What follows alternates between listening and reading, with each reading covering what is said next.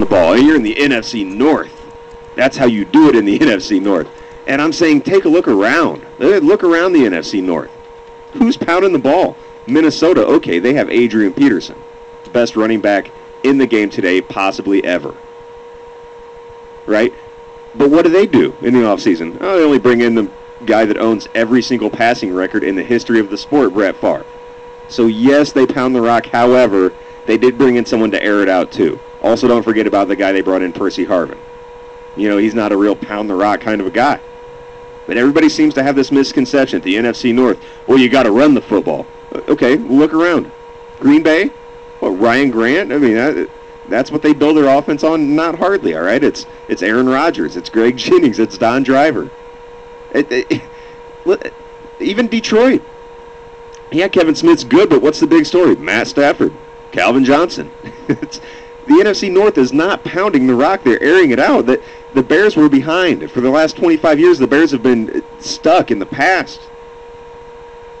And it wasn't working for them. Yeah, they made it to the Super Bowl in 2006, but that was a fluke. It really was. It was a fluke. It was due to a weak NFC conference that season, and the Bears backpedaled and stumbled their way into the Super Bowl and got embarrassed by Indianapolis once they got there.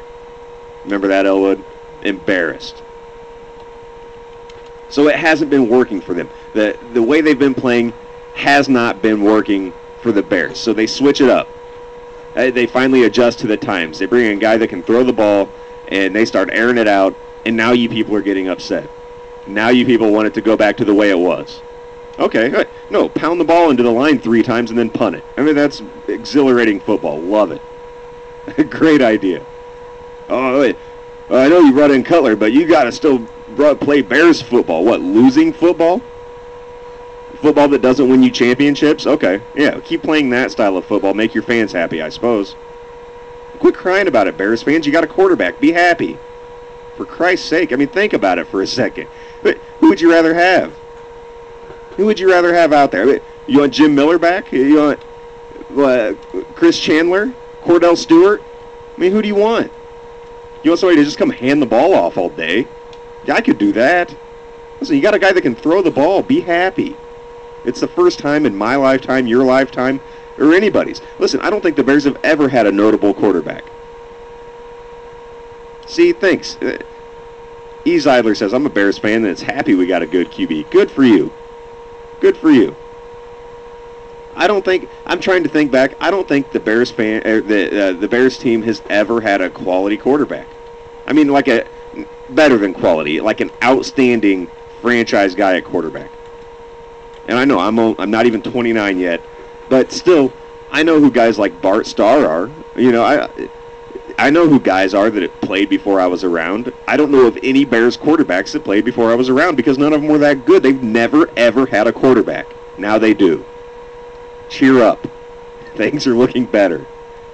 And he's just got to get somebody to throw the ball to. And they might have somebody with this Johnny Knox guy. And he's just kind of one of these out-of-nowhere guys. And he's producing. You know? And for the first, it's like I said, it's hard to make judgments after the first 3 weeks. However, kid looks good. And Cutler seems to like him. He's looking for him. So, hang in there, Bears fans. It'll be all right. You know, it's just, and I know not all Bears fans are unhappy with this, but you guys have heard this too. I know you have. I know you've heard this argument. I know you've heard, well, you're not playing Bears football. It's people don't stop to think about what it is that they're arguing and what it is that they're saying.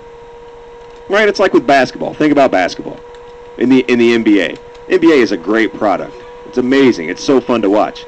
But people just want to argue, so they say things like, "Oh, I can't even watch the NBA, man. These guys are just too flashy. All they want to do is dunk and make the highlight reel." Really? So you would rather have it the other way.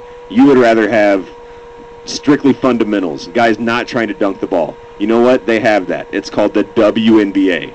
You're not watching. You know what I mean? That's not what you want. You don't want fundamentals.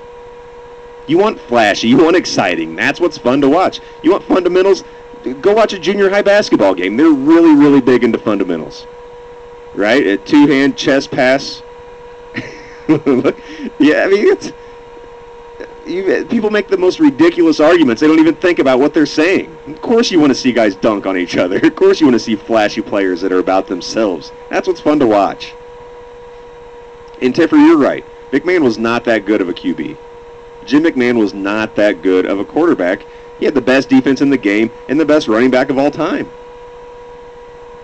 Yeah, he made some good plays during the season, but he wasn't. I don't think he was a great quarterback. I think he was a system quarterback. He went to Philadelphia after Chicago. Wasn't any good. He actually wasn't even any good in Chicago after that 1 year.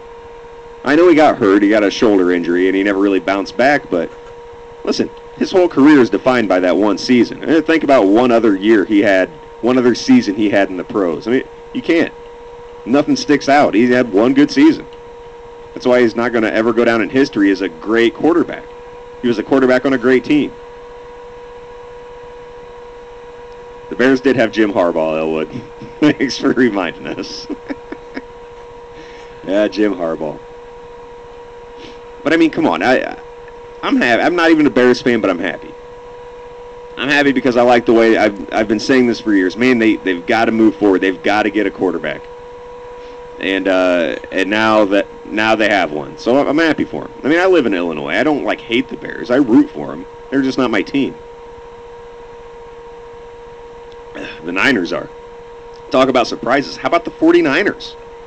Oh, man. Incredible.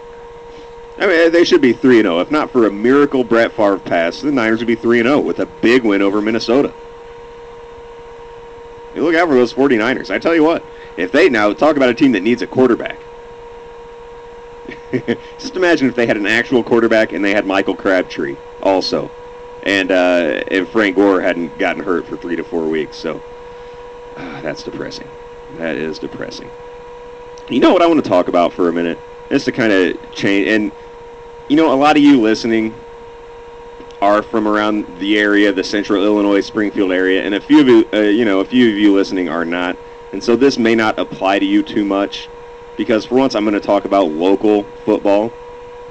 Like high school football. And I never do that, but I have to. And you guys can relate because I'm sure that you have something or a school like this where you're from. But I'm from here, a town called Chatham. It's like 7 miles south of Springfield, just down Route 4. It's one road. Yeah, you can leave Chatham and you just go straight. You're in Springfield. I mean, there's no turns, no nothing. So we're really, really close to Springfield.